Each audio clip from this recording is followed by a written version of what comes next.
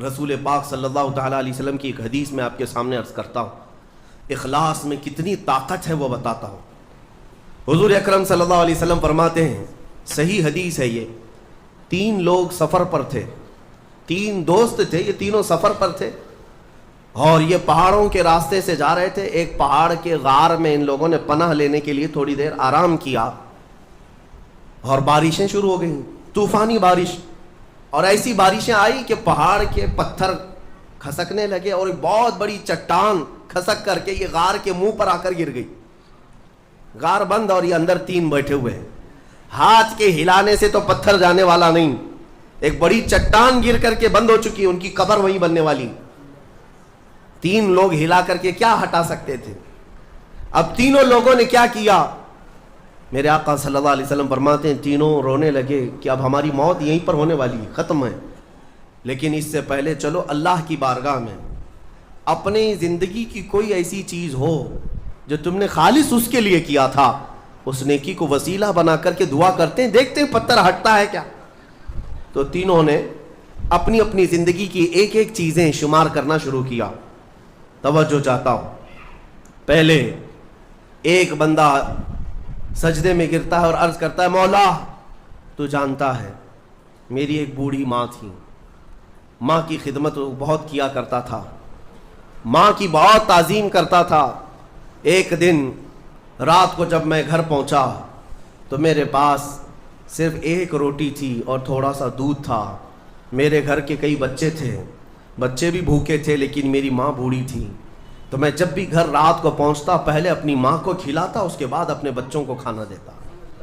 اس دن ایسا ہوا کہ میرے پاس صرف 1 روٹی اور تھوڑا سا دودھ تھا، ماں بھی بھوکی تھی اور بچے بھی۔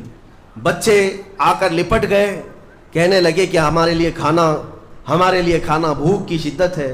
میں نے بچوں کو تھوڑی دیر کے لیے بٹھایا گھر کے باہر اور اس روٹی کو چور کر دودھ میں اپنی بوڑھی ماں کو کھلایا۔ میری بوڑھی ماں جو بھوکی تھی وہ پوری روٹی کھا گئی اور پورا شکم سیر ہو کر وہ دعا کرتے ہوئے سو گئی۔ اس رات کو میں بھی بھوکا رہا، میرے بچے بھی بھوکے رہے، ہمارے گھر میں اس کے علاوہ کوئی کھانا نہیں تھا۔ اے رب ذوالجلال، میں نے اپنی ماں کے ساتھ یہ جو حسن سلوک کیا خالص تجھے راضی کرنے کے لیے، خالص تجھے راضی کرنے کے لیے۔ مولا اگر یہ میری نیکی تجھے پسند ہے تو یہ چٹان کو ہٹا دے۔ وہ دعا کر رہا تھا، چٹان تھوڑی کھسک گئی، اپنے آپ کھسک گئی، لیکن اتنی نہیں کہ وہ نکل سکیں۔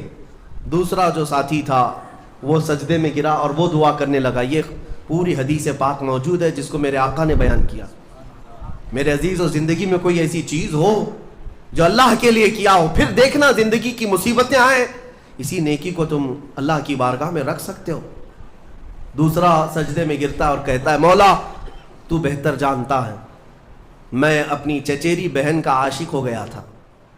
اس کی چچیری بہن تھی، چاچا کی بیٹی، عاشق ہو گیا اور ہم دونوں میں معاشقہ چلنے لگا، ایک دوسرے سے محبت کرنے لگے۔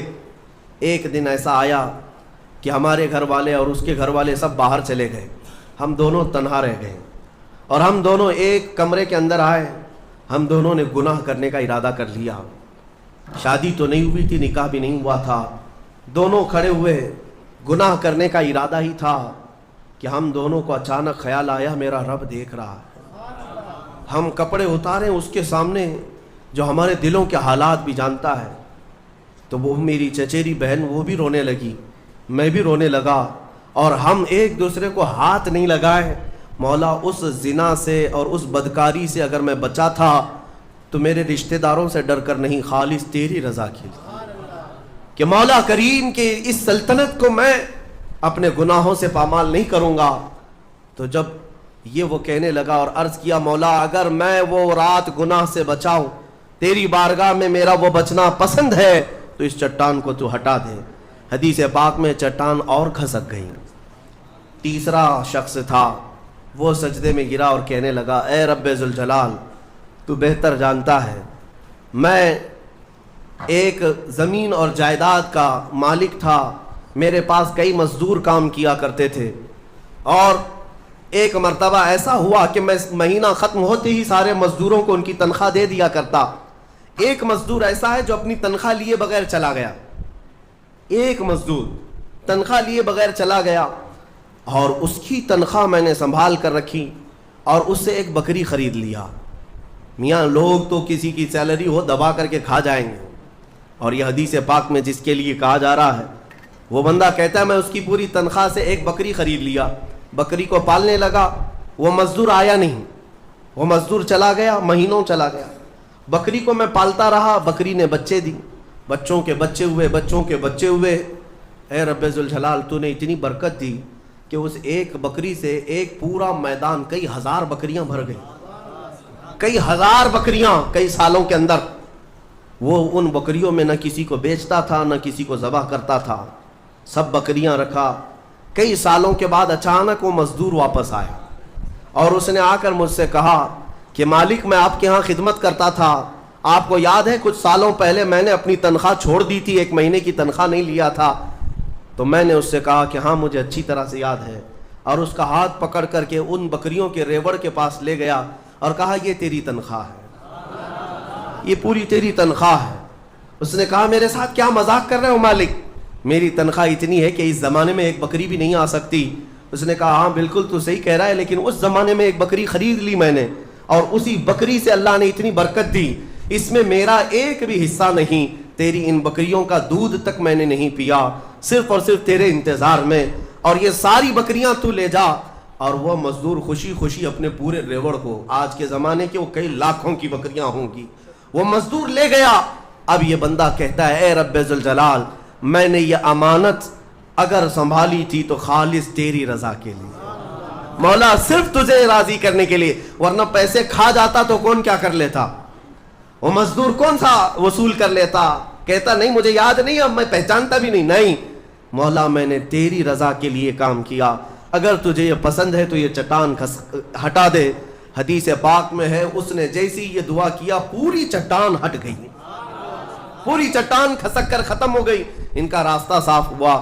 پتہ یہ چلا حدیث پاک کا یہ مفہوم ہے. میرے عزیزوں میں اب آپ کے سامنے عرض کرتا ہوں, ایسی بڑی بڑی چٹانیں آج بھی ہم پر گر رہی ہیں, مصیبتوں کی چٹانیں, ظلم کی چٹانیں, لوگوں کے تان و تشنی اور لوگوں کی گالی گلوچ کی چٹانیں. ان چٹانوں کو کھسکانے کے لیے تمہارے پاس اخلاص والی کوئی نیکی موجود ہے؟ رب تبارک و تعالیٰ کی بارگاہ میں کبھی یوں عرض کرتے کہ مولا میں نے خالصتاً ایک رات تیرے لیے کھڑے ہو کر پکارا تھا جب سب لوگ سو رہے تھے, میں صرف تجھے راضی کرنے کے لیے عبادت کیا, مولا اگر تو راضی ہے تو ان فلسطین کے بچوں پر رحم کرتے. ہمارے پاس ایسی کوئی چیز ہے جو ہم عرض کر سکیں؟ آج دعائیں کہاں نہیں ہو رہی ہیں, دعائیں سب جگہ ہو رہی ہیں, اجتماعی دعائیں ہو رہی ہیں, ہر خطبے میں, ہر نماز میں, ہر جگہ دعائیں ہوتی ہیں, لیکن میرے عزیزو شاید وہ اخلاص سے خالی ہو گئے ہیں. ایک بات یاد رکھنا, حرام لقمے پیٹ میں پڑے ہوں, حرام کمائی گھر میں پڑی ہو تو حدیث پاک میں اس کی کوئی دعا آسمان تک نہیں جاتی, کوئی دعا آسمان تک نہیں جاتی. اور ان تمام چیزوں کی طرف کبھی خیال بھی نہ کرنا اور پھر یہ کہنا کہ ہماری دعائیں کیوں نہیں قبول ہوتی, اخلاص نہیں ہوتا. یا تو پھر دعا تو کرتے ہیں, کمائی بھی صاف ہے, حلال ہے, لیکن دعا کرنے کے وقت ایسا لگتا ہے جیسے کوئی ڈیوٹی ادا کر رہے ہیں, جلدی سے بھاگنا ہے. ہم تو دیکھتے ہیں نا, نماز میں ہاتھ اٹھانے میں بھی لوگوں کو شرمندگی ہونے لگتی ہے. کچھ تو مرے ہوئے ہاتھوں کے ساتھ دعا کر رہے ہیں, کچھ انگوٹھے پھوڑ رہے ہیں دعا میں. تم رب تعالیٰ کی بارگاہ میں مانگ رہے ہو, اخلاص اگر ہوتا تو تمہیں اپنے کی خبر نہیں ہوتی. اخلاص, دعا بھی تو رسمی طور پر مانگ رہے ہیں, امام اپنی دعا کر رہا ہے, مقتدی اپنے انگوٹھے پھوڑ رہے ہیں, یہی تو چل رہا ہے. کچھ انگلیوں میں کھیل رہے ہیں, کچھ اپنے ہاتھوں کو نیچے لٹکائے ہوئے ہیں. میرے آقا صلی اللہ تعالیٰ علیہ وسلم جب دعا کرتے ہیں, صحابہ کہتے ہیں کبھی کبھار حضور روتے ہوئے اتنی بلند ہاتھ اٹھا لیتے کہ حضور کے بغلوں کی سفیدی نظر آتی تھی. خانہ کعبہ کے پاس حرم پاک میں کبھی حضور دعا کرتے ہیں. میرے عزیزو دعا ایک طرح سے بھیک مانگنا ہے, اور وہ بھی پروردگار عالم کی بارگاہ میں. اور تمہارے انداز دیکھے جاتے ہیں, تمہارا اخلاص بھی دیکھا جاتا ہے. مانگنے میں ہی تم سیریس نہیں ہو, صرف رٹی رٹائی ہوئی چیزیں بولے جا رہے ہو, یعنی کسی نے یاد کرا دیا بس وہی بولے جاؤ. تمہارا دل کب کہہ رہا ہے, دل کی حضوری کے ساتھ کب کہہ رہے ہو؟ کچھ چیزیں خاص ہیں, صغیرہ کبیرہ ہمارے معاف کر دے, اس کو پتہ ہی نہیں صغیرہ کون ہے کبیرہ کون ہے. یہ تو رٹی ہوئی چیزیں بولے جا رہے ہو نا. اے اللہ ہمارے صغیرہ کبیرہ معاف کر دے. کیا ہے صغیرہ کبیرہ؟ کچھ پتہ نہیں، مولوی صاحب نے سکھایا تھا. دل کا جب حضور نہیں، دل کا اخلاص نہ ہو تو پھر کیا چیز مانگ رہے ہو اللہ کی بارگاہ میں؟ اخلاص یہ سب سے بڑی طاقت ہے. اگر یہ نہیں ہے تو عبادتوں کی جان ہی نہیں ہے. عبادتوں کی جان ہی نہیں ہے. عبادتوں کی جان اخلاص ہے.